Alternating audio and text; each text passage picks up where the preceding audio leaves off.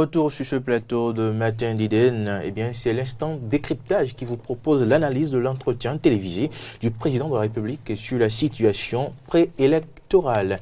Eh bien, pour en parler, je vous l'annoncer à l'entame de cette émission.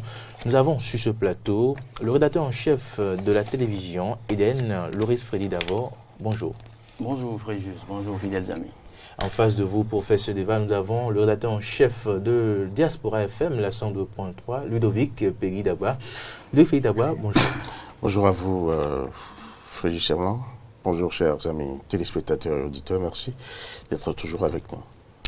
Eh bien, comme nous tous, vous avez suivi hier la grande sortie télévisuelle du président de la République, Patrice Talon, sur la situation préélectorale. Il a fait le bilan de la situation, de l'impasse, même si pour le chef de l'État, il n'y a pas impasse. Il a profité pour revenir sur les lois votées à l'Assemblée nationale, notamment le code électoral et la charte des partis politiques qui ont participé à la réforme du système partisan. Il est revenu sur l'ordonnance qu'on lui demande, que la classe politique dans son ensemble, les leaders politiques lui demandent de prendre pour sauver cette situation préélectorale un peu tendue. Et puis, il s'est prononcé sur une éventuelle conférence nationale. De tout ça, nous allons en parler avec nos deux invités en plateau. Nous commençons par Loris Freddy Davo. Loris Freddy Davo, vous avez suivi cette sortie du chef de l'État hier sur les antennes de presque toutes les télévisions, la radio, la télévision nationale et les chaînes partenaires, Eden TV également. Quelle lecture faites-vous de cette sortie du chef de l'État? Merci Fréjus. Avant la lecture à laquelle vous me conviez, il me revient d'abord de présenter aux amis auditeurs nos excuses pour cette logique réformiste brusque, puisque les principes déontologiques nous exigent de nous justement que nous avisions les téléspectateurs ou auditeurs de ce qu'il aura une émission spéciale, ce qu'on n'a pas dû faire d'ailleurs. Donc on le leur demande de nous le concéder, voilà. Les réformes obligent. Alors, et comme je me plais toujours à faire mienne cette posture de Lazare Serotor dans l'entre-deux tours de la présidentielle qui a apporté au pouvoir Boni Yahi, eh bien, il était question pour l'honorable Lazare Serotor, par exemple, de donner des consignes de vote. Mais puisqu'il ne partageait pas les idéaux de Boni Yahi, il disait en ce moment que voilà, quand on représente un peuple, et même si on ne partage pas les idéaux de la situation présente, eh bien, que le peuple se trompe, il faut se tromper avec le peuple. Donc c'est ce qui exige notre présence presque de manière non préparée sur cette tribune. Eh bien, puisque vous nous l'avez concédé, je reviens maintenant à votre question. La préoccupation principale à l'entame, vous disiez... ma lecture générale de cette sortie du moment politique, pour faire avec l'intitulé de l'exercice. Alors, il est resté égal à lui-même, le chef de l'État, pas de neuf. Je suis tenté de dire un débat de plus, enfin, pour ceux qui attendaient peut-être du neuf, une nouvelle annonce, l'ordonnance ou de grosses décisions pouvant mettre un terme hier, par exemple, à ce calendrier électoral qui se déroulait jusque-là, eh bien, je n'étais pas de la logique dans cette naïveté ou dans cette croyance béate qui consistait à croire que Patrice Talon hier allait peut-être mettre un terme au calendrier électoral. J'étais justement dans cette posture que rien n'allait l'amener à fléchir, à revenir sur sa décision pour l'avoir connue sur ses sorties télévisées ou radio-télévisées.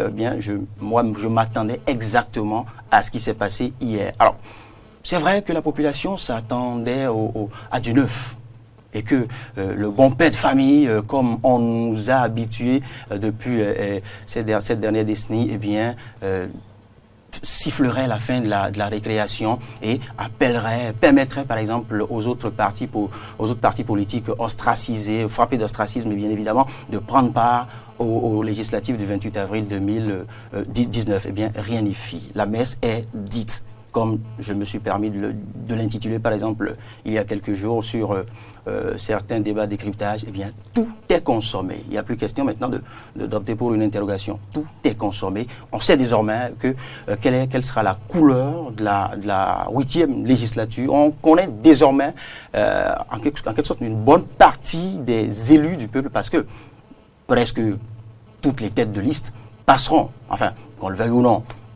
Donc, ça vous dit que le deal est pipé. On sait à quoi désormais s'attendre. Mais maintenant, sur le fond, si vous m'invitez sur le fond, par exemple, dans la suite du débat, j'ai vu un chef de l'État, par exemple, qui s'est permis une sorte de déni de la réalité. Le chef de l'État m'a-t-il semblé un tout petit peu, je ne dirais pas sur une autre planète, mais ne partageait pas hier, lors de ce moment politique, eh bien, l'impasse. Qu'est-ce qui a changé? Que l'entre-deux tours des deux rencontres avec les différents partis politiques et autres, que l'entre-deux tours de ces différentes rencontres, à cette soirée de ce jeudi, je crois, à cette soirée de jeudi, que le président de la République se refuse de reconnaître l'impasse. L'impasse qu'il partageait, l'impasse autour pour laquelle il conviait l'Assemblée nationale. Et bien évidemment, son président, bien évidemment, a allé en mission pour trouver une réponse. Qu'est-ce qui a changé de cette période à hier pour que le numéro 1 de la République puisse se permettre de ne pas reconnaître l'impasse? Parce qu'hier, il a dit, il n'y a pas impasse. Il a affirmé. Qu'est-ce qui a pu changer? Est-ce, je dirais, une insuffisance ou un manque d'attention au niveau du spine doctor ou du collège d'intellectuels qui a travaillé autour des réponses? Parce que là, moi je pense qu'il y a un hic, un véritable hic. Parce que le même personnage partageait la crise et voulait, était décidé. Et ça me permet de dire même qu'on pouvait même aller jusqu'à l'amendement de la loi fondamentale qu'il était preneur. Enfin, si l'Assemblée donnait, l'y autorisait. Mais maintenant, seulement hier, il n'y a plus impasse, il n'y a plus rien. C'est au fait là, au fait le hic ou le caractère antithétique du comportemental du chef de l'État. Merci Loris Freddy Davor. Ludovic Félix Davor, partagez-vous cette lecture, cette analyse de Loris Freddy Davor, déni de la réalité par le chef de l'État lors de cette grande sortie hier, et puis le chef de l'État qui semblait fuir un peu la réalité selon la lecture de Loris Davor. Partagez-vous cette lecture? Vous savez, rien de nouveau. Félix, je ne serai pas très très loin des constats de Loris Freddy Davor, tout simplement parce que, d'abord, comme il a dit, le chef de l'État a pris à contre-pied la plupart des Béninois, la majorité des Béninois, eux qui étaient vraiment habités par une hantise par rapport à la tenue, effectivement, de ces élections-là sans l'opposition. Et la gêne était vraiment visible, perceptible, palpable, on va dire, au niveau de l'opinion nationale. Et dès que cette annonce, sinon l'annonce de cette émission, est parvenue aux oreilles des populations, moi j'ai semblé noter une sorte de dégel, où les gens se sont dit, nous allons attendre quand même d'entendre quelle sera son annonce. Quelle annonce fera-t-il? Au moins, il y en a qui ont commencé vraiment par croire que le chef de l'État va quand même prendre en considération cette préoccupation nationale. Ceci s'est renforcé avec le balai de personnalités que le chef de l'État a quand même reçu. Il faut dire, il y a eu dans un premier temps l'opposition, ensuite la classe politique nationale, ensuite ce sont les délégations étrangères, je veux parler de la CEDEAO, je veux parler du représentant du secrétaire général de l'ONU pour l'Afrique de l'Ouest, Mohamed Ibn Chambas. Je veux parler également de l'envoyé de notre géant voisin, le Nigeria. Et puis, il y a eu d'autres, la francophonie aussi. Tout ce beau monde est allé au chef de l'État, est arrivé au Bénin pour rencontrer les différentes institutions, histoire de savoir réellement quel est le problème. Parce que il y a quand même des acteurs politiques qui leur écrivent. Eux aussi suivent quand même les informations que nous traitons, que nous diffusons, puisqu'aujourd'hui, Eden Télévision est quand même sur l'un des satellites les plus étendus au monde, de même que d'autres chaînes de la place. Donc, l'international est à l'écoute de ce qui se passe au Bénin. Et ils ont pris leur bâton de pèlerin pour venir quand même s'enquérir de ce qui s'y passe. Ce qui, ma foi, s'est fait il y a quand même assez longtemps. Moi, je me souviens des premières heures de la démocratie où ils étaient venus voir si réellement ce que nous avons décidé à la conférence nationale en 91 devait pouvoir se traduire à travers les élections. Et après ça, ils ont vu que le Bénin a quand même fait une bonne, comment dirais-je, acclimatation de la démocratie chez lui.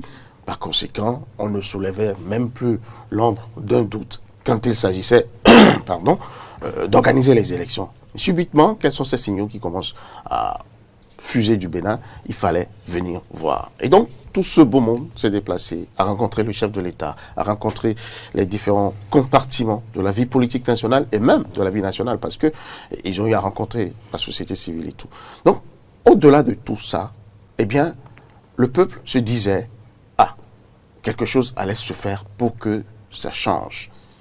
Mais le Conseil des ministres, sinon d'abord la fameuse conférence des présidents d'institutions avec le chef de l'État, on va dire, cette rencontre, eh bien, a accouché d'un communiqué qui, ma foi, a refroidi vraiment bon nombre de Béninois. J'en connais à qui ça n'a rien dit, mais la plupart que moi j'ai dû interroger, écouter et autres, étaient vraiment échaudés par ce communiqué-là, parce qu'ils se disaient l'opposition est quand même une bonne frange du pays et aller aux élections sans cette opposition, parce que la décision finale de ce communiqué, c'était que le processus électoral devait poursuivre son cours.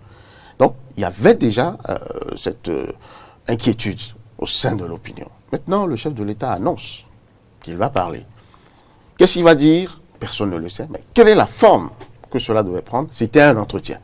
Un peu comme le risque d'avant, j'étais moi-même déjà quelque peu fixé sur ce qui allait venir, ce que je suspectais, parce que généralement, pour que le chef de l'État fasse de grandes annonces, fasse part de certaines décisions qui engagent la vie de la nation, ce n'est pas au cours de l'entretien, c'est beaucoup plus au cours d'une adresse solennelle, au cours de, comment dirais-je,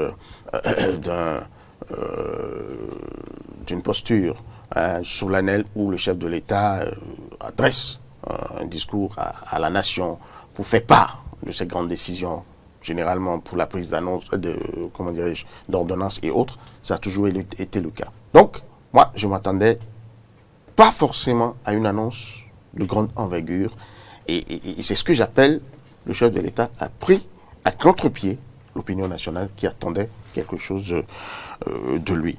L'autre chose qui me paraît important de mettre en lumière, c'est de voir le chef de l'État assez, comment dirais-je, convaincu de sa position, convaincu de son choix, convaincu de ce que c'était pratiquement la seule issue pour lui, pour pouvoir sauvegarder notre démocratie, afin de pouvoir vraiment la rendre dynamique et, nous l'avons entendu, aseptiser le système politique béninois, le système partisan béninois. Parce que dans son adresse, on va dire, au cours des postulats qu'il a défendus au cours de l'émission, on a noté qu'il avait vraiment une grande gêne pour la façon dont le système partisan béninois fonctionne. Et l'un des mérites que je trouve au chef de l'État, c'est quand même d'avoir révélé au grand jour ce qui était suspecté, ce qui était fin, ce que beaucoup refusaient, mais qui était une réalité. C'était ce que j'appelle la perversion pécuniaire du système politique. Il a dit à plusieurs reprises au cours de l'entretien, où il a révélé vraiment sa gêne par rapport à ça, où il a envie quand même de faire des choses avec des gens à l'Assemblée nationale, mais ceux-ci ne se laissent aller, ne se laissent convaincre que par des négociations de couloir. Et ceci l'a beaucoup gêné, ceci gêne beaucoup aussi l'opinion publique, parce que personne ne pensait que c'était possible, jusqu'à ce que certaines voix autorisées de l'Assemblée nationale l'aient révélé. Je voudrais citer Mme Rosine Vieira-Soglo à un moment précis où, franchement, il fallait, comment dirais-je, réussir, on va dire, un des gros projets qui tenait eh bien, au cœur du président de la République. À vous entendre, l'un et l'autre, Louis Pegidaba et Loris Faye-Davant, on est tenté de dire que le chef de l'État s'est beaucoup plus justifié sur sa position hier en se désengageant des causes de cette crise que nous traversons. Et sur cela, dès l'entame de l'émission, il s'est désengagé déjà des tests votés à l'Assemblée nationale, puisqu'il a dit que cette réforme du système partisan n'a pas été l'initiative du président de la République. Nous allons suivre cet extrait avec l'aide de Martin à la réalisation. Je dois vous avouer, et je m'en voudrais de ne pas le dire, cette réforme du système partisan n'a pas été l'initiative du président de la République. On l'oublie trop souvent et il convient de rétablir cette vérité. Nous avons, les Béninois, toutes tendances confondues, nous avons tous une certaine conscience de l'état de déliquescence du système partisan. Depuis 1990, depuis la conférence nationale, nous avons opté et instauré un système partisan pluraliste et qui depuis a fait ses preuves et son chemin. Et il est malheureusement à constater que c'est davantage les perversions de ce système qui le caractérisent aujourd'hui. Et ne rien faire serait une faute de la classe politique. Et je veux dire que ce choix qu'a fait la classe politique, toutes tendances confondues, pour réformer le système partisan, est à saluer. Je l'ai salué, je l'ai appuyé, bien qu'il n'ait pas été à l'origine. Moi, je n'ai jamais dit, M. Sounouvou, que l'issue de ce processus nous a conduits dans l'impasse. Je n'ai jamais dit ça, je n'ai jamais utilisé ce mot. C'est vrai que ce qui se dessine n'honore pas l'image de la démocratie béninoise. Je l'ai dit, je l'ai constaté, et j'en ai été bien désolé. Mais nous ne sommes pas dans l'impasse. Et il faut le rétablir, c'est par abus que nous le disons. Ce n'est pas parce que ce qui se passe n'honore pas l'image démocratique du Bénin que cela constitue un blocage du fonctionnement démocratique du pays. Pas du tout. Le vote de la charte des partis politiques du code électoral, cette réforme du système partisan, n'est pas l'initiative du chef de l'État, a-t-il martelé, mais nous savons que dans son PAG, programme d'action du gouvernement, dans son discours le 6 avril 2016, il a réaffirmé cette volonté. Il a même dit que l'urgence était à la réforme du système partisan, à la réforme structurelle, mais aujourd'hui, le président dit qu'il n'est pas à l'initiative de cette réforme-là, quoique ce sont ses députés, les députés du bloc de la majorité parlementaire qui ont proposé cette réforme et qu'il a simplement appuyé. Est-ce une fuite de responsabilité? Frédéric Savlan, vous êtes remonté au PAG, vous êtes resté au niveau où vous êtes limité à 2016, je crois. Mais moi, je voudrais me permettre de remonter à l'avant-veille de son accession, que dis-je, de son avènement à la Marina, pour vous rappeler que le candidat Talon portait déjà des points précis, je dirais même des gènes, si vous le voulez, bien inscrits dans son projet de société. Bien évidemment, si j'ai eu à parcourir bien de lignes dans son programme de société, le candidat Talon, je parle bien de candidat Talon, c'est-à-dire l'avant-président, portait déjà et partageait déjà cette volonté de voir réformer le système partisan béninois. Mais maintenant qu'il en vient à confirmer qu'il n'est pas porteur, qu'il n'est pas initiateur de ce projet, on le lui concède. Mais déjà, je tiens à rappeler que le candidat, déjà à l'époque, à l'avant-veille de cette présidentielle qu'il a portée à la Marina, il n'a pas caché sa volonté de réformer, de voir restructurer, de voir réorganiser le système partisan. Et il ne l'a pas caché non plus hier dans ce moment politique. Frédéric Savlan, le président, au cours de cet entretien avec nos confrères hier, n'a pas caché aussi le caractère, vous me le concédez, dictatorial de cette réforme. Il a dit, je le cite, « La réforme a pour vocation de contraindre, de forcer la main aux partis politiques, afin d'en aboutir à un nombre plus restreint, de diminuer de 200, 250 ou de plus de 200 à 4 ou 5 blocs ou plus une dizaine. » il a martelé hier plus d'une fois. Donc c'est dire déjà que c'est une grosse réponse pour non seulement les opposants, mais pour tout le landerneau politique béninois pour ceux qui se doutaient de ce que voilà la pédagogie est fausse, qui reprochaient quelques points à la pédagogie, à la mise en œuvre, à l'applicabilité de ces différents tests, à savoir l'achat des partis politiques et le code électoral, eh bien, hier, le numéro 1 l'a martelé.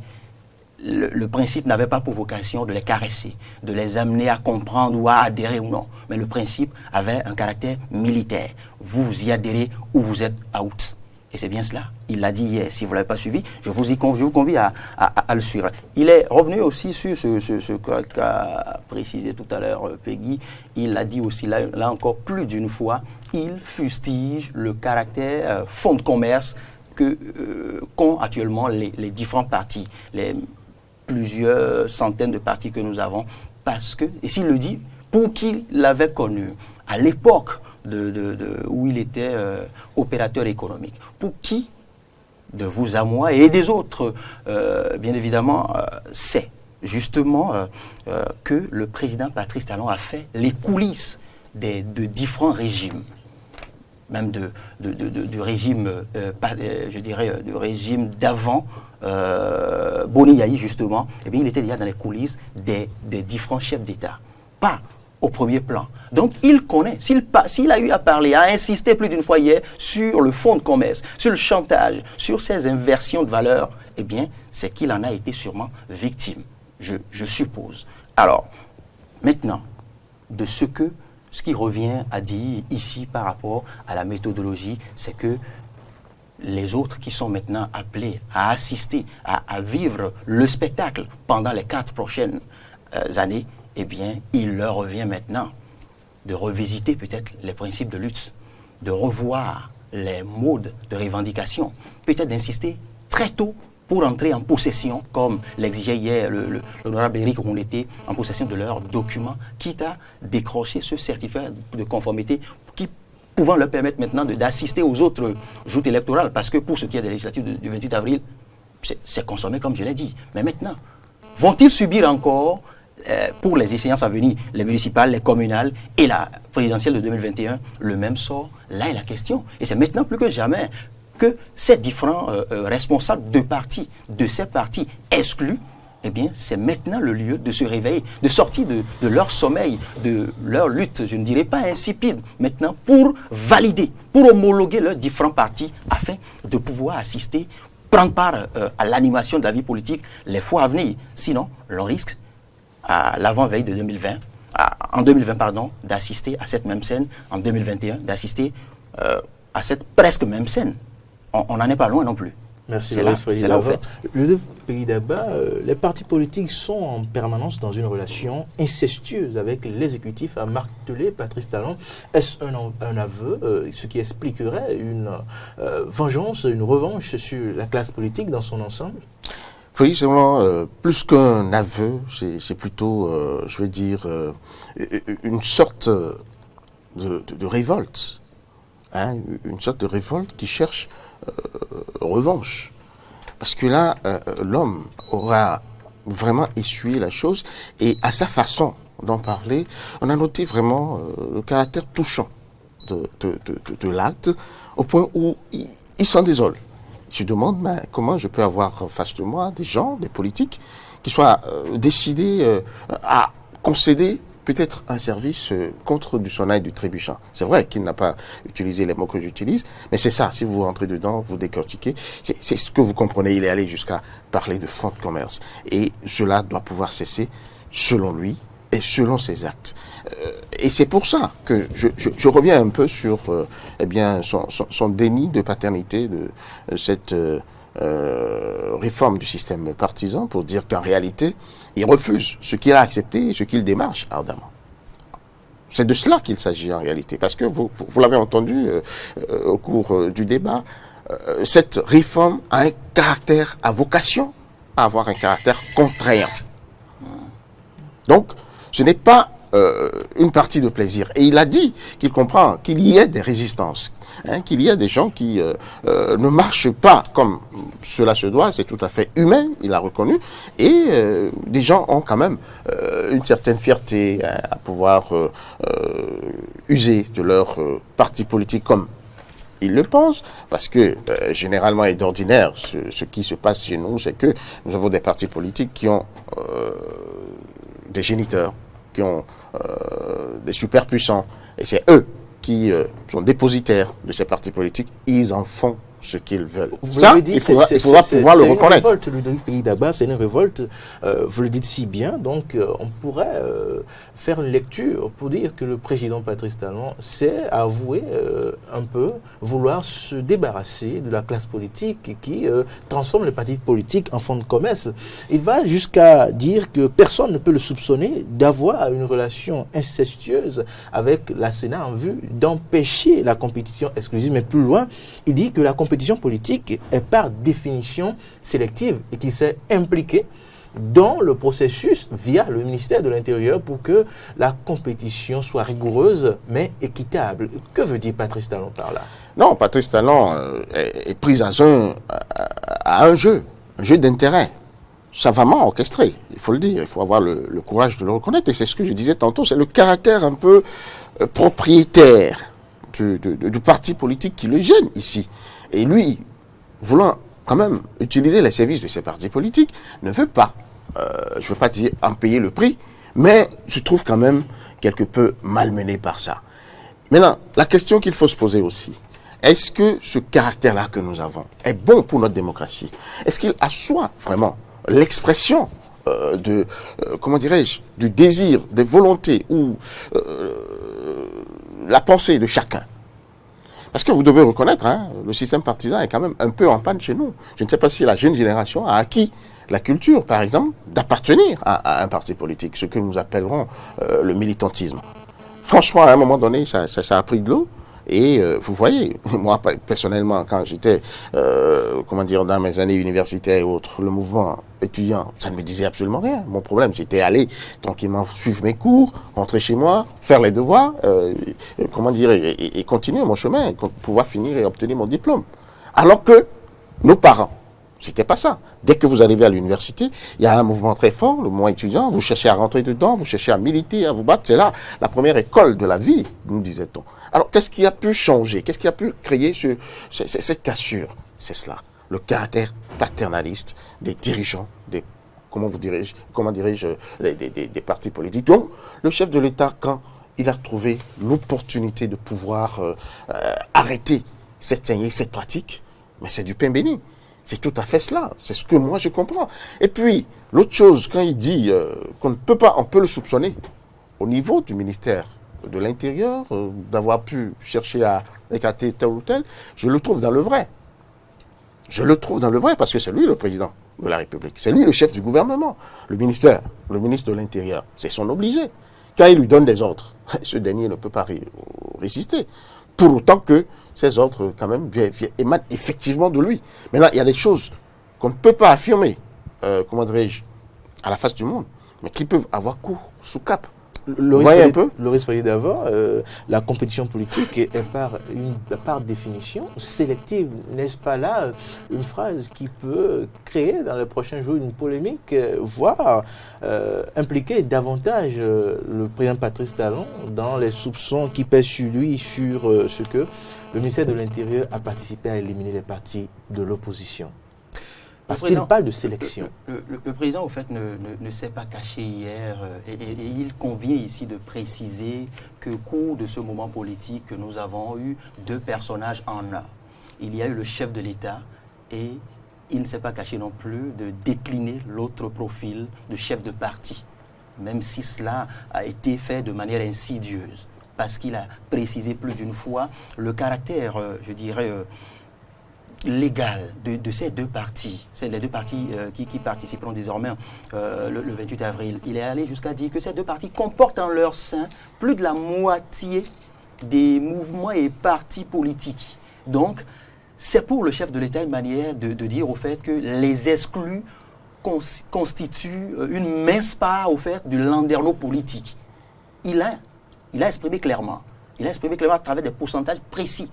Mais reste à vérifier, bien évidemment. Alors, Fréjus Saoulan, il faille ici aussi revenir sur d'autres détails. Vous savez, nous sommes tributaires de l'histoire politique béninoise aussi, de l'histoire politique. Hein. Vous savez, jusqu'à ce jeudi 11, nous définissons ou distinguons 3 différentes périodes politiques au Bénin, enfin de 60 à 75. Le Dahomey de 60 à 75, qualifié de l'enfant malade à travers tout ce que vous savez. De 75 à 90, par exemple, de 75 à 90, période révolutionnaire. La période révolutionnaire, qui n'a pas que des inconvénients, vous le savez, qui n'a pas eu que des conséquences, qui ne mérite pas ici de décliner.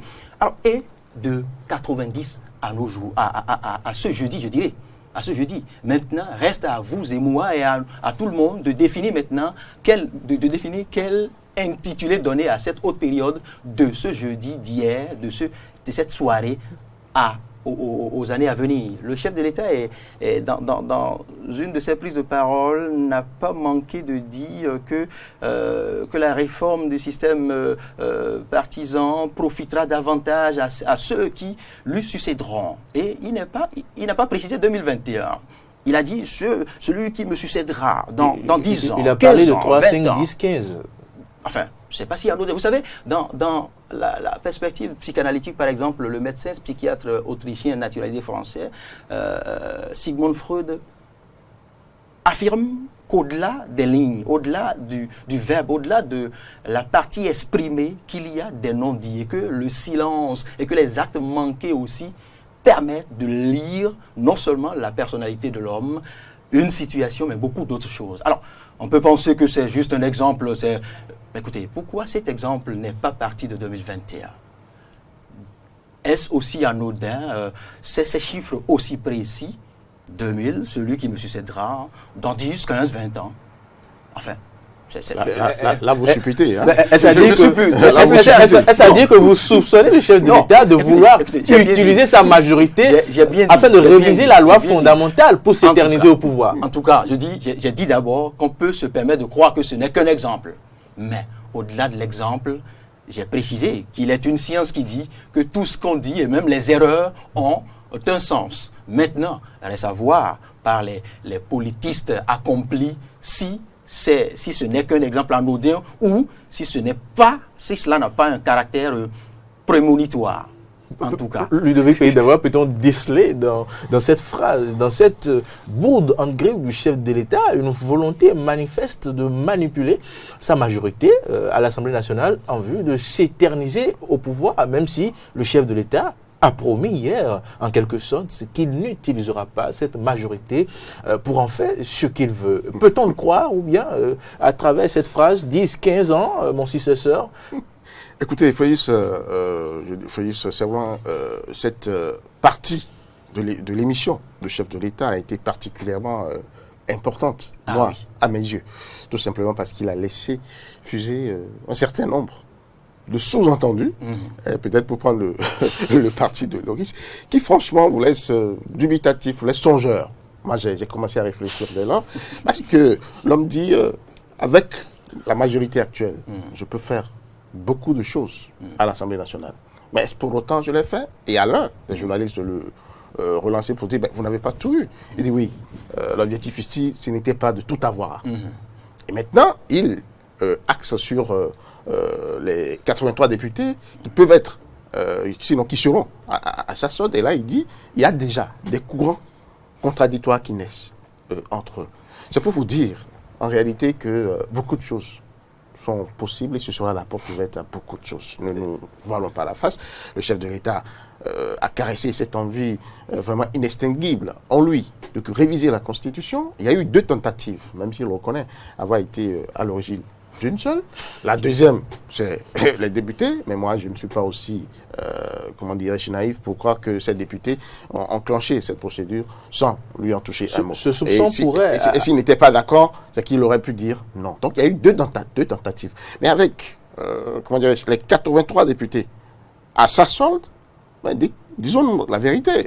Comment va-t-il s'empêcher d'introduire? Ce sera un boulevard. Même s'il a promis ne pas user de cette force pour faire ce qu'il ne doit pas faire, le chef de l'État, me semble-t-il, hier, proposer une autre idéologie de la démocratie. Pour lui, ce n'est pas bien grave si aucune force de l'opposition ne participe aux élections. Il a dit, il y a les communales, il y a la présidentielle. Il a demandé à ses partis de se préparer. Et une phrase qui retient l'attention, c'est qu'il y a plus important que la démocratie. Il veut faire de la démocratie un outil de développement. Et à la suite des 10-15 ans de son successeur qu'il a annoncé, par une bourde peut-être, qu'il en vient à ramener la démocratie béninoise à quelque chose qu'il faut ranger au placard parce qu'il y a plus important selon lui, plus que la démocratie. Il y a le développement. Il faut mettre la démocratie au service du développement.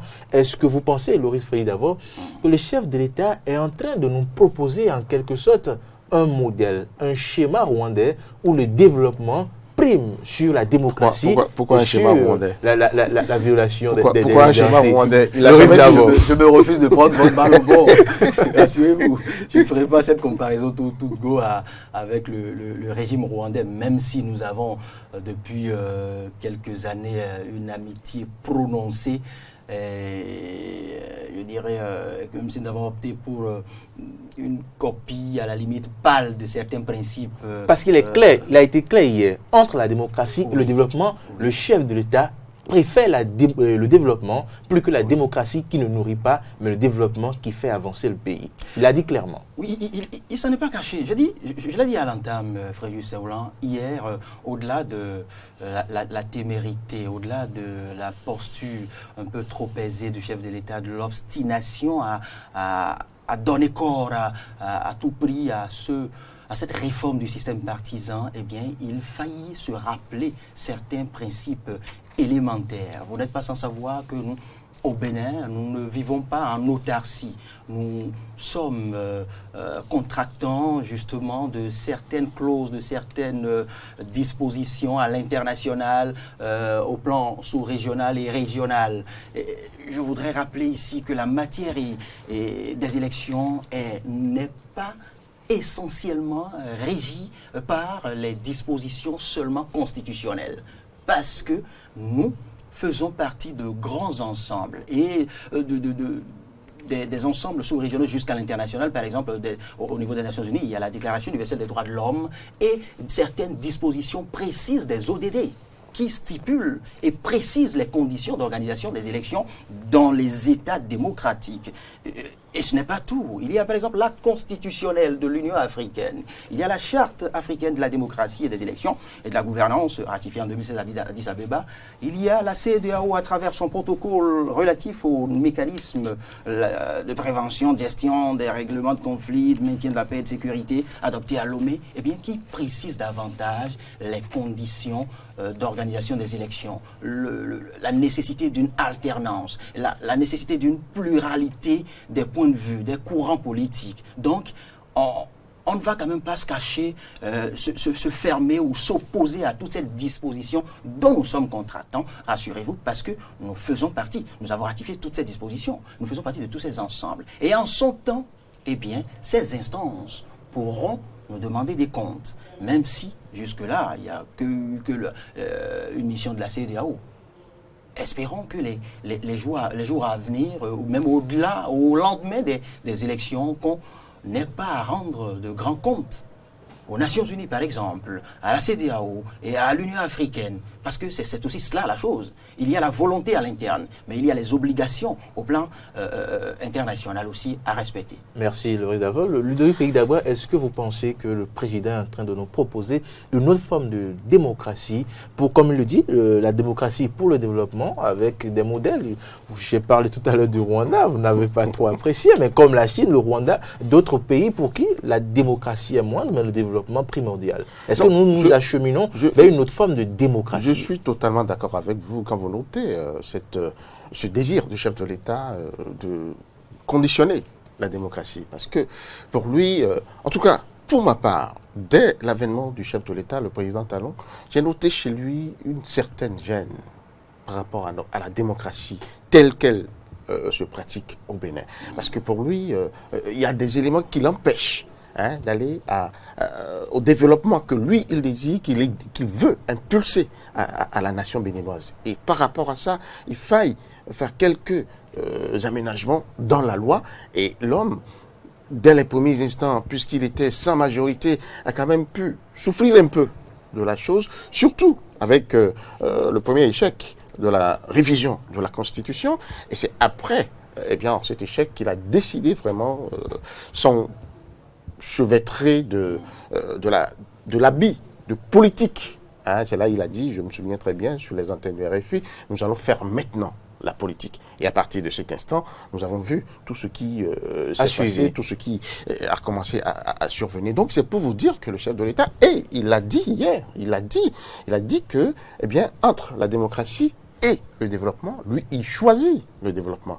Même s'il veut rendre dynamique notre démocratie, la démocratie béninoise. Et à partir de là, il ne s'est pas gêné de voir, à l'aune, sinon à partir des tests, des nouvelles lois, votées à l'Assemblée nationale, ça ne veut rien dire que l'opposition n'ait pas pu sortir des filtres pour pouvoir participer à ces élections législatives. Ce qu'il faut dire, c'est que j'ai entendu Patrice Talon exhorter l'opposition à se rendre compte de ce que vraiment elle ne pourra pas participer à ces élections, d'en faire son deuil et de se préparer pour les élections, parce qu'il a dit, je cite, nous avons les élections municipales et communales dans 1 an, et puis dans 2 ans, nous avons les élections présidentielles. Qui sait que ceux qui n'ont pas pu maintenant passer par les mailles, viendront en force à l'Assemblée nationale dans 4 ans. Donc,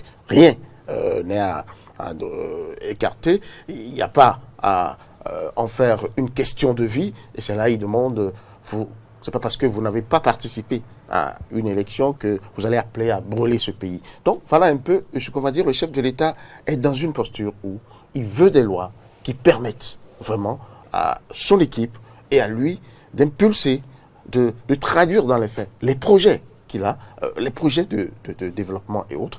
Mais la question à se poser, est-ce que nous avons droit à un régime qui doit avoir le droit de tout faire, ou de faire en tout cas ce qu'il entend bon pour la nation, en se foutant royalement des règles de la démocratie?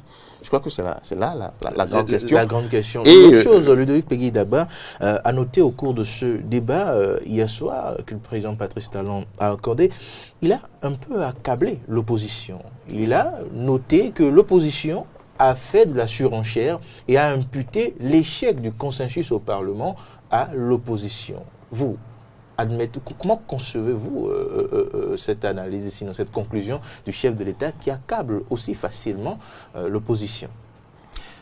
Il ne manquait que ça, parce que cette posture était bien partagée par les ténors des différents camps que nous avons eu, des deux partis, l'Union progressiste et le Bloc républicain, que nous avons eu à recevoir sur ce plateau. Eh bien, c'était l'argument identique, à la limite bien pointu pour eux, à leur vue justement, qu'ils partageaient sur tous les plateaux, sur presque tous les plateaux. Eh bien, c'est parce que l'opposition ne s'était pas pris très vite au sérieux, que la situation actuelle n'est pas à imputer, n'est pas que ces deux partis ne doivent pas endosser au fait la situation actuelle, mais qu'il revient à l'opposition de reconnaître cet art, parce que en son temps elle ne s'était pas prise un peu plus tôt pour se conformer aux différents tests en vigueur.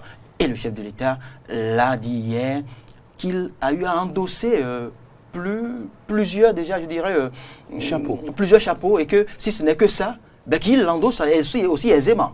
Il a dit. Alors donc, c'est vous dire que la chronologie de ces faits, de ces dernières semaines, au fait, devait déjà nous conforter à ne pas nous attendre à du neuf hier, à cette sortie du président de la République. Je veux remonter par exemple à cette semaine où la plénière était mobilisée, plénière sur plénière, réunion sur réunion du comité paritaire et autres. Et au soir d'un vendredi, eh bien, le bloc, certains des cadres du bloc de la majorité parlementaire montaient au créneau pour déjà siffler la fin. C'était à l'avant-veille de cette rencontre de chef de l'État avec les présidents d'institutions. Vous voyez, quand vous lisez déjà cette chronologie, eh bien, la sortie, je dirais que le processus de sortie de crise était encore en cours. Les cadres du BMP sortent, montent au créneau. et se prononce de manière aussi précise.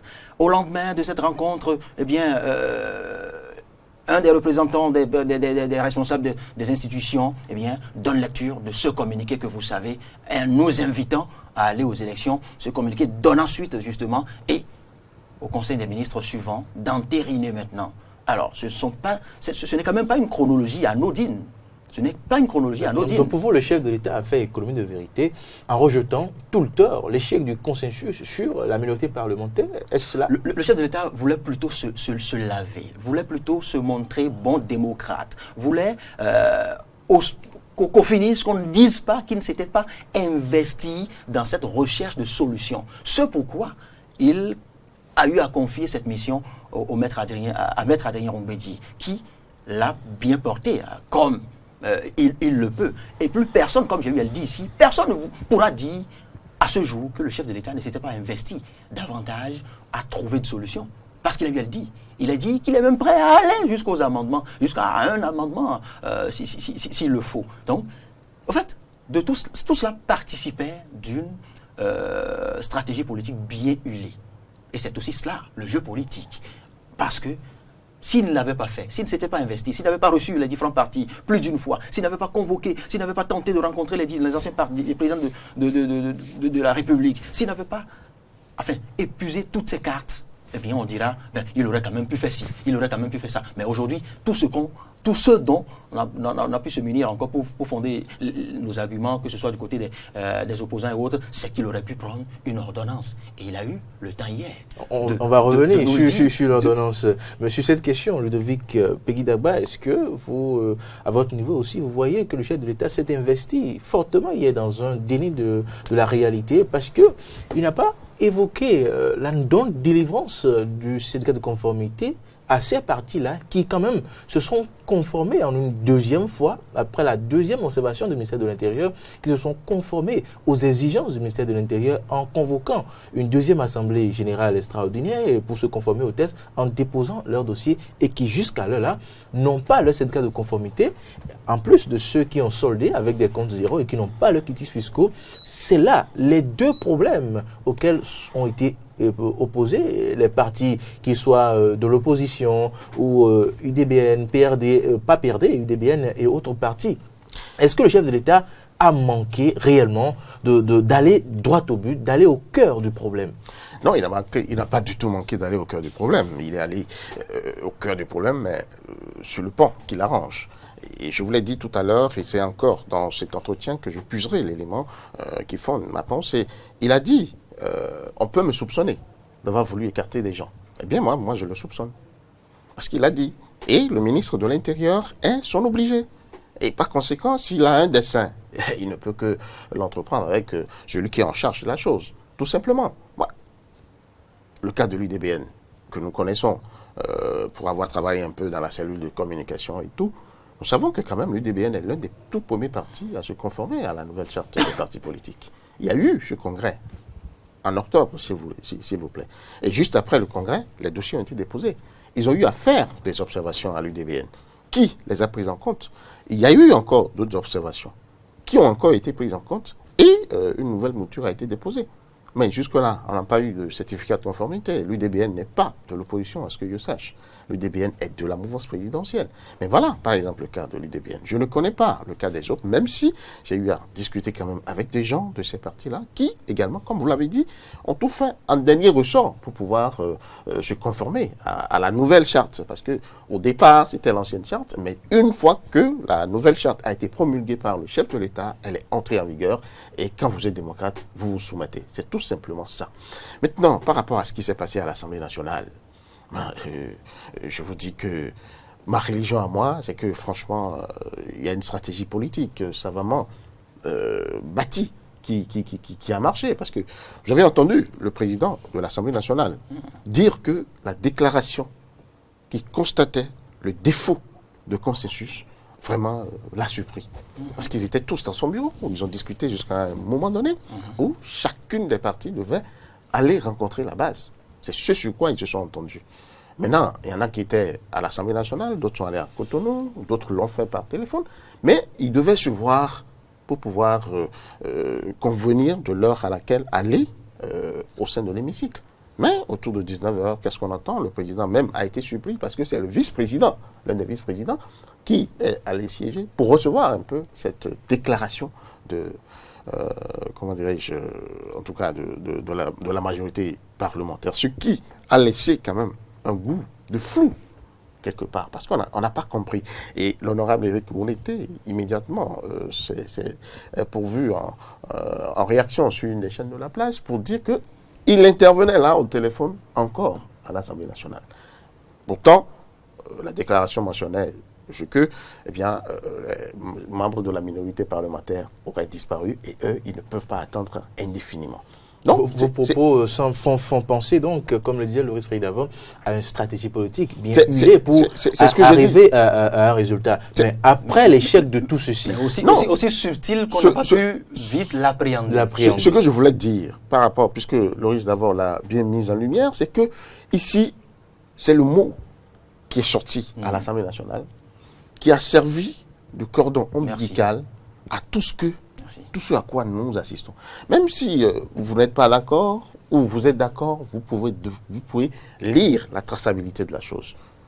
C'est parti du bloc de la majorité parlementaire, ensuite les présidents d'institutions et finalement le Conseil des ministres. À s'y méprendre, franchement, il y a quelque chose. Il faut réfléchir. Et les autres, pour être un hasard. Et les autres n'ont de cesse de rappeler qu'ils sont toujours ouverts. La preuve, c'est qu'il y a eu une séance, encore convoquée par le président de l'Assemblée nationale, pour que les députés puissent, analyser encore d'autres pistes, de nouveaux tests. Malheureusement, cette session n'a servi à rien, sinon qu'à clôturer la session extraordinaire. Après l'échec de tout ceci, de ce consensus entre la majorité parlementaire et la minorité parlementaire, eh bien, d'autres voix se sont élevées pour proposer quand même au président de la République de prendre une ordonnance afin de permettre aux différents partis ostracisés, éliminés, de participer à ces élections-là. Eh bien, le président de la République a répondu à cette question. Je vous invite, avec l'aide de la réalisation, à suivre cet extrait. Je veux rappeler que la charte des partis a été votée à la quasi-unanimité des partis politiques au Parlement, y compris par ceux aujourd'hui qui refusent la mise en œuvre. Ils savaient bien, mais le problème c'est qu'il faut être humain. Moi je peux comprendre. On prône l'idéal, mais quand il s'agit de satisfaire, de respecter les conditions de l'idéal, chacun en lui commence à rechigner et cherche les voies et moyens de contourner les conditions de l'idéal. Et quand on ne parvient pas à contourner les conditions de l'idéal, on remet en cause l'idéal. Mais il n'en demeure pas moins que cet idéal est reconnu de tous. Alors donc, je n'ai pas dans mon rôle à remettre en cause un idéal défini et fixé par la classe politique tout entière. Et parce qu'à l'occasion de la mise en œuvre, certains le remettent en cause, quand on parle on utilise le mot ordonnance. De manière classique, la Constitution permet au gouvernement en place, au président de la République, de légiférer pour la mise en œuvre de son programme d'action quand il a des blocages. Donc on prend des ordonnances dans un champ bien déterminé qui est le champ de l'exécutif pour la mise en œuvre du programme du gouvernement. On ne prend pas des ordonnances dans n'importe quel domaine. On ne prend pas une ordonnance pour fixer un nouvel ordre politique. On ne prend pas une ordonnance pour fixer les conditions de la participation aux élections. Et ça ne se fait dans aucun pays de démocratie. Le jour où on donne à un président de la République de fixer les conditions de déroulement des élections par ordonnance, c'est qu'on a mis à terre tous les fondements et le principal fondement de la démocratie. Parce que la compétition électorale est la chose la plus fondamentale dans le système démocratique. Et il ne revient pas à un homme, fût-il président de la République, de décider par lui et lui seul du processus électoral. C'est cela qui est gênant, parce que ce qui évoque l'article 68 de la Constitution, l'article 68 ne parle pas des prérogatives du président de la République à utiliser la voie de l'ordonnance pour agir. Non, l'article 68 permet au président de la République de prendre des mesures exceptionnelles. On me demande, puisque le Parlement n'a pas fait ce que je lui demande, parce que je souhaite que le Parlement vote une loi consensuelle pour modifier les tests en cours, le Parlement a débattu et n'a pas donné satisfaction à mon souhait. Et je prends une ordonnance, je prends des mesures exceptionnelles pour retirer au Parlement cette prérogative, pour fixer de nouvelles conditions. Ce serait un coup d'État. Je dis, ce mal, ces élections telles qu'elles se présentent, ont quelque chose qui, pour moi, porte un certain discrédit. Je l'accepte. Je veux bien assumer cela. La vie est ainsi faite. Quand on accepte d'être responsable, il faut des fois accepter de porter de certains chapeaux. Je veux bien le faire, mais je veux pouvoir en même temps préserver l'essentiel. C'est ça, mon serment. Je n'ai pas le pouvoir de prendre une ordonnance pour légiférer à la place du Parlement, a martelé Patrice Talon. Loris Freddy Davor, c'était là que le peuple, que les leaders, que la société civile attendaient le président Patrice Talon. C'était le dernier recours, l'ordonnance présidentielle, mais le président Patrice Talon ne prendra pas cette ordonnance. Votre réaction? Oui, il l'a dit, Fréjus Séoulan, nous l'avons suivi. Vous savez, c'est là toute la différence entre un intelligent et un intellectuel.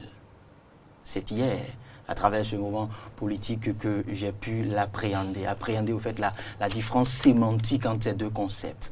Vous savez, le président Talon a, comme nous venons de le dire tantôt, des années-lumière d'avance sur l'essentiel, l'ensemble du landerneau politique béninois.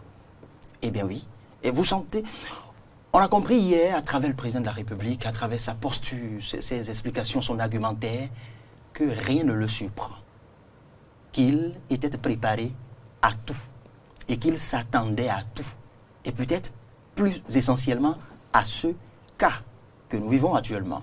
Alors, il s'est montré un bon démocrate. Il s'est refusé à faire usage de cette arme qu'on lui tend, inconsciemment. Et il a dit que ce serait une arme de destruction massive, ce serait un trop grand pouvoir pour lui. Et pour lui, ce serait comme se substituer à d'autres instances, à d'autres institutions.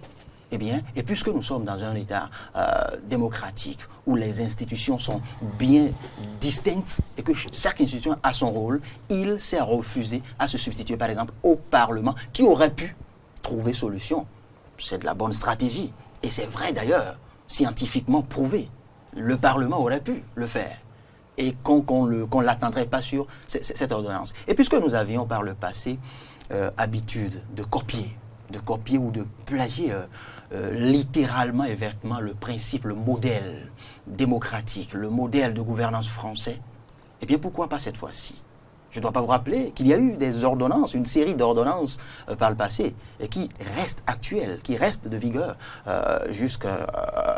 depuis le début de la Ve République en France. Je vais par exemple rappeler l'ordonnance du 21 avril 1944, eh bien, qui donne par exemple le droit de vote aux femmes en France.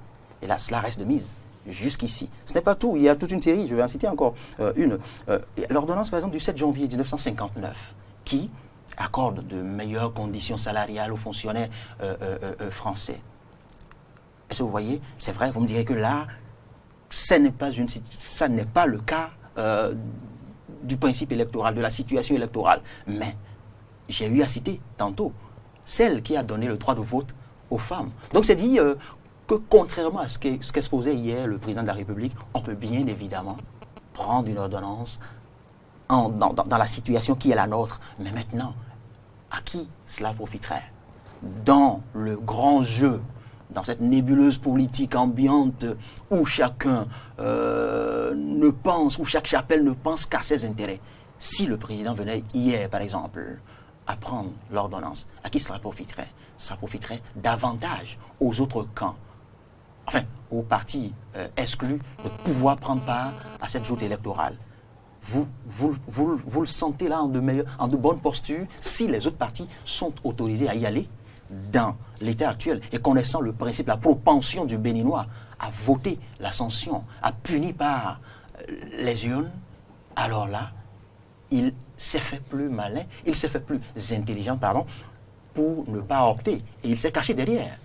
je dirais, l'étiquette de bon démocrate qui s'est refusé à faire usage parce que si on le lui permet, il pourra davantage s'en servir et ceux qui lui succéderont pourront aussi s'en servir. Donc le bon démocrate s'est refusé à faire usage de je dirais, cet outil empoisonné que nous, le peuple, tentait de lui tendre. Merci Loris Freidava. Ludovic Peguidaba, partagez-vous cette analyse de Loris Freidava, mais avant, cette crainte du chef de l'État de ne pas prendre une ordonnance, l'impossibilité pour lui de prendre une ordonnance. Vous savez, l'ordonnance est une matière à manipuler avec beaucoup de délicatesse, beaucoup de tact. Comment dirais-je, ce qui est vrai pour Jean ne l'est pas forcément pour David. Tout simplement parce que Loris parlait tout à l'heure des ordonnances qui ont été prises en France, dans des cas précis. Ici au Bénin, pour le peu que j'en sais, et pour avoir été quand même à travailler sur ces matières-là, l'ordonnance n'a été prise généralement et exclusivement que dans le cas des projets de budget général de l'État non votés et dont la mise en exécution pourrait créer ou était donnée pour créer des problèmes, en tout cas. Parce que l'État a quand même des urgences, l'État a des éléments importants et le défaut de budget devrait, sinon, allait empêcher vraiment le fonctionnement de l'État de manière substantielle. Donc, c'est généralement en cette matière que ça a été fait ici au Bénin. Deuxièmement, nous sommes ici en matière électorale. Et tous ceux qui ont proposé au chef de l'État de prendre une ordonnance pour pouvoir régler l'impasse, eh bien, sont dans une posture d'esprit positif. Ils veulent de la continuité, de la poursuite du processus électoral. Mais alors, j'ai entendu un des mots, un mot du président Abraham Jézinokwe, qui disait: lorsque le chef de l'État va prendre une ordonnance pour autoriser les partis politiques de l'opposition à participer aux élections, attendez-vous à ce que lui-même puisse prolonger son mandat par ordonnance. Voilà des cas, par exemple, auxquels il faut réfléchir. Parce que vous savez, il y a en droit ce que nous appelons le pouvoir du précédent, la jurisprudence. Dès que ça s'est fait d'une certaine façon, une fois, eh bien, les successeurs peuvent prendre fait et cause pour ça et faire la même chose. Et pourquoi pas aller sur d'autres matières. Donc, à partir de cet instant, il y a un sérieux problème. Pour ma part, avec l'analyse que j'ai eue du chef de l'État, du pouvoir de l'ordonnance, que je lui concède entièrement, parce que ne nous voilons pas la face, il est dans une posture. Il défend un postulat. Et tout ce qui peut lui permettre de rentrer et de réussir dans ce postulat-là est important et est totalement apporté. Et il en use. Quand il refuse de prendre l'ordonnance, et vous le suivez, quelque part, il a même dit: je vous en prie, chers compatriotes, ne laissez jamais personne, qu'il soit président de la République, utiliser l'article 68 pour des fins que vous voyez. Donc, l'homme a appréhendé, je crois, l'importance de ce que c'est que l'ordonnance qui vraiment engage la vie de la nation. Et là où je suis peut-être un peu d'accord avec lui, c'est que ce n'est pas que la voie de l'ordonnance qui pouvait permettre de sortir de l'impasse. C'était un que nous voulons vraiment sortir de cette impasse. La belle preuve, c'est qu'il a parlé de la consultation du peuple, la conférence nationale, qui peut être consultative comme décisionnelle. Justement, sur cette question et sur la décisionnelle d'une conférence nationale, voilà. Le président de la République s'est aussi refusé à organiser cela parce que cela remettrait en cause l'ordre constitutionnel établi. Tout à fait. Il aurait posé la question aux présidents d'institutions qui lui ont tous dit qu'il n'était pas question de remettre en cause l'ordre constitutionnel. Donc, sur les deux solutions proposées par les leaders et autres partis politiques et autres sachants, à savoir l'ordonnance et puis cette conférence nationale, le chef de l'État dit non. Loris d'abord. Non. Oui. Laissez-moi finir très rapidement. Parce que les institutions n'étaient pas défaillantes. Il a eu à le dire qu'une conférence serait la bienvenue si les institutions étaient défaillantes ou n'existeraient presque pas. Et il a pris l'exemple sur la période qui a conduit, la période d'avant 90, eh bien, la période de trouble, de bouleversement que nous avons connue. Il dit que tel n'est pas le cas en ce moment. Donc, il n'est pas opportun pour nous d'aller à une assise nationale. Il a ainsi justifié. Alors, ce que je voulais dire, il a parlé de 2 conférences nationales. La conférence nationale décisionnelle et la conférence nationale consultative. La décisionnelle va remettre en cause l'ordre constitutionnel parce que à partir de cet instant, parce ce que sera ces le peuple recommandations seront souveraines. Souveraines. Donc, vont s'imposer à la Constitution à ce moment-là. Il a dit non. Mais la conférence consultative, il a dit si c'était celle-là qu'il l'a déjà fait. Alors, à travers les rencontres. À travers les différentes rencontres. Cela m'amène, moi, à me poser la question de savoir, est-ce qu'à ce moment-là, c'est à l'Assemblée nationale qu'il fallait rechercher le consensus? C'est vrai que c'est là-bas que les lois se font. Cette conférence nationale consultative, que nous allons peut-être imaginer se tenir, va se tenir avec les députés ou les membres de leur parti politique. Vais-je alors, à l'Assemblée nationale, une fois qu'il s'agira d'entériner ce qui a été décidé par la conférence consultative, me rebeller contre ça, parce que quoi? Alors que j'y aurais pris part, alors que j'aurais quand même pu noter, donner mon accord ou participer vraiment à la prise des décisions au sein de cette conférence consultative pour dire que ce n'est pas seulement la voie de l'ordonnance qui pourrait nous permettre de sortir. Il y a bien d'autres et bien d'autres. Et je voudrais revenir aussi sur ce caractère du peuple béninois à se concerter, à s'asseoir autour d'une table quand un problème se pose pour en parler franchement et tirer les conclusions qu'il faut. Je pense que, et là ce sera peut-être la conclusion de cette émission, nous gagnerons vraiment à revenir à cette valeur-là. Il y a les lois qui sont rigides, mais à côté des lois, il y a les usages qui sont tout aussi valables que les lois. Une fois que nous nous serions entendus sur ce qu'il faut faire, je crois que ça deviendra notre loi. Et ensemble, ce serait plus facile de la mettre, de la traduire dans les faits. Merci Ludovic Pouegui-Dagba. Et puis une dernière question avant de vous raccompagner et mettre fin à cette émission. Patrice Talon a pour finir hier à exhorter les partis de l'opposition à ne pas brûler le pays. Pour lui, ne pas participer à une élection, ce n'est pas une fin en soi. Il a invité ses partis de ne pas appeler à brûler le pays. Et d'ailleurs, il ajoute, je ne le permettrai pas. Le résultat avant. C'est dire qu'après toute la rigueur, la témérité, l'obstination, le chef de l'État n'est pas resté intégralement ou viscéralement indifférent vis-à-vis de cette situation, de ce calme tendu dans lequel nous baignons au Bénin. Il en appelle à la conscience, il en appelle à l'intérêt supérieur de la nation, il en appelle à la conscience non seulement des ténors du landerneau politique, mais de tous les citoyens. Il revient ici de ne pas... Parce que si il est allé jusqu'à dire que... Il est allé jusqu'à minimiser la non-participation à une élection qui n'est pas une fin en soi et qu'ils auront mille autres opportunités, mille autres occasions de prendre part à d'autres joutes électorales. Et si entre-temps la nation était brûlée, eh bien, en son temps à d'autres joutes électorales, eh bien, qui serviront-ils ces différents ténors? Alors, il en appelle à la conscience de tout un chacun et que chacun garde à l'esprit l'intérêt général de la nation et non l'intérêt de son camp, de sa chapelle, de ses amis. Eh bien, ce n'est qu'une élection. Nous en aurons bien d'autres. A-t-il dit? Nous en aurons bien d'autres. Le chef de l'État a semblé minimiser la chose en appelant quand même à ce qu'on ne brûle pas le pays. Et je crois que je suis totalement d'accord avec lui. Ce qui nous reste à nous ici aujourd'hui, c'est bel et bien notre Bénin. Quand nous n'allons pas pouvoir y rester, où irons-nous? Qui va ouvrir les bras pour nous accueillir?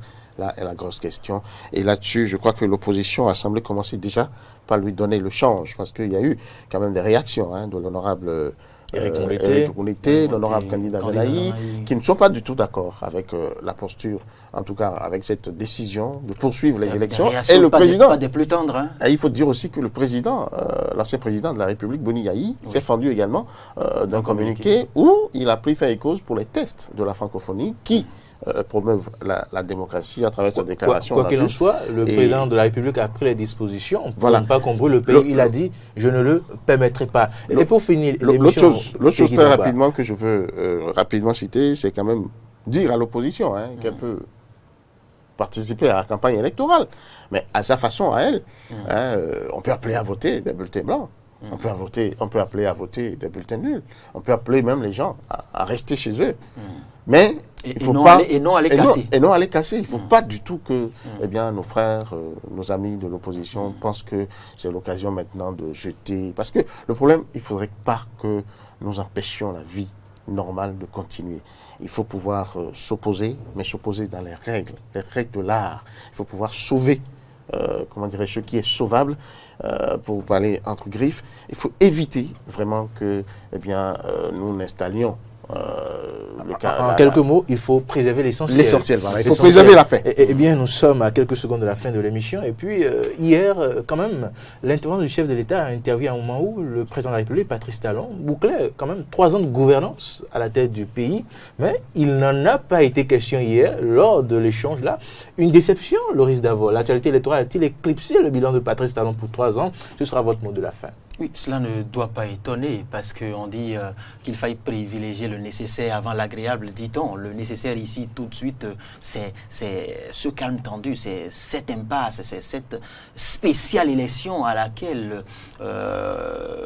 nous assistons avec 2 partis monocolores. C'est une première dans l'histoire du renouveau démocratique. Et pour nous qui sommes précurseurs de ce principe démocratique, de cette démocratie sur le continent, si on en arrive à cette extrémité bien crainte, eh bien, je pense qu'il faille privilégier, il faille opter pour, et je ne vous apprends rien, un peu avant cette sortie du chef de l'État, eh bien, la direction de la communication nous avait déjà proposé, et ceci en français et en différentes langues locales, l'essentiel du bilan du chef de l'État. Je pense que peut-être le chef de l'État s'est dit voilà que l'essentiel a été évoqué, a été exposé déjà à travers ce documentaire, qu'il faille maintenant répondre aux citoyens, il faille répondre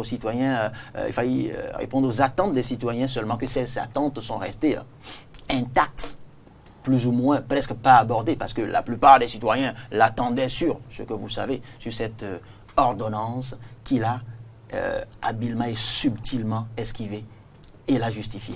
Merci Loris Davor. Pays d'abord, une sortie du chef de l'État au thème de ces 3 ans de gouvernance, sans un mot sur cette gouvernance-là, mais totalement sur l'actualité électorale. Une déception pour vous, et ce sera votre mot de la fin également. Bon, pas une déception pour moi, parce que moi je m'y attendais. Je crois que Loris Davor l'a dit, entre l'utile et l'agréable, il faut d'abord choisir l'utile. Ici, le feu à éteindre, c'est les élections. L'autre chose, c'est que le chef de l'État est dans une posture. Les 3 ans, c'est déjà acté. Je crois qu'il décide, il veut de la réussite de son mandat, et les élections constituent un pan énorme, un pan assez grand à gérer. Et il se trouve que ce pan-là est conflictuel, a des problèmes, est chrysogène, voilà. Donc, il faut trouver des solutions à ça. C'est l'urgence de l'heure. On pourra y revenir, même si certains pensent que, c'est parce qu'il n'y a pas grand-chose à mettre sur le bilan des 3 ans qu'ils l'ont éclipsé. Moi, je ne pense pas. Je me dis personnellement qu'il y a de très bonnes choses qui ont été faites, et il faudra y revenir certainement quand l'urgence serait gérée. Merci Ludovic Péri-Dagba, merci à nos téléspectateurs. Bien, c'était l'analyse de l'entretien du chef de l'État Patrice Talon ce jeudi, dans la soirée de ce jeudi. Dans l'ensemble de cette discussion, nous pouvons retenir que c'était plutôt une sortie, non pour sortir le joker, pour trouver une solution pour des élections inclusives, mais plutôt une sortie médiatique pour justifier, clarifier sa position, de ne pas prendre une ordonnance, pour justifier également qu'il a participé à trouver le consensus, mais que les députés de la minorité, que la classe politique n'a pas pu trouver en son sein le modèle, sinon les mécanismes pour arriver à ce consensus-là. Et l'échec-là, le chef de l'État l'a imputé un peu à la minorité parlementaire. Donc une sortie de clarification, de justification Patrice Talon a donc situé les responsabilités.